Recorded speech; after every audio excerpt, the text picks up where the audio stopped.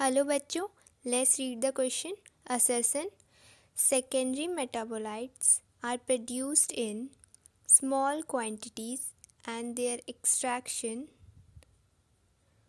from the plant is difficult and expensive. Reason: secondary metabolites can be commercially produced by using tissue culture technique. तो सबसे पहले हम secondary metabolites देखते हैं. तो सेकेंडरी मेटाबोलाइट्स जो होते हैं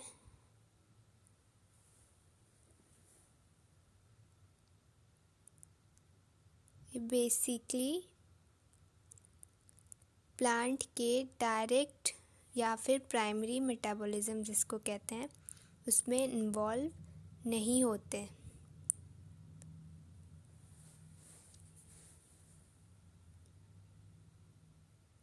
और ये प्राइमरी मेटाबोलाइट्स के डेरिवेटिव्स होते हैं.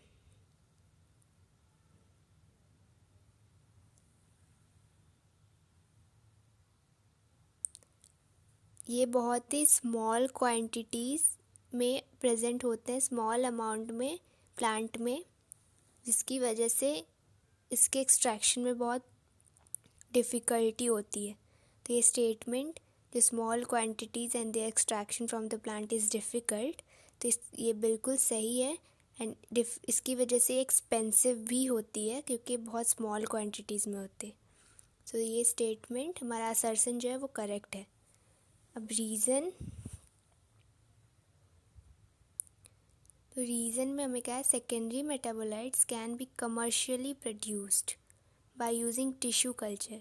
तो इसमें हमें कह रहा है कि टिश्यू कल्चर एक टेक्निक है जिसके थ्रू हम सेकेंडरी मेटाबोलाइट को कमर्शियली उसका प्रोडक्शन कर सकते हैं, जो कि स्टेटमेंट सही है.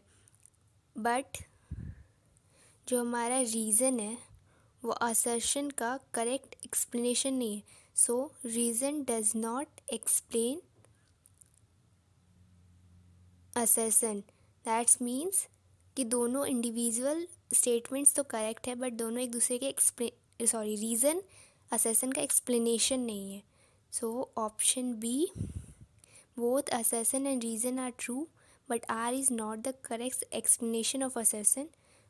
ये करेक्ट है, तो option B should be the correct answer. So option B हमारा सही हो गया. Hope you understood it well. All the best.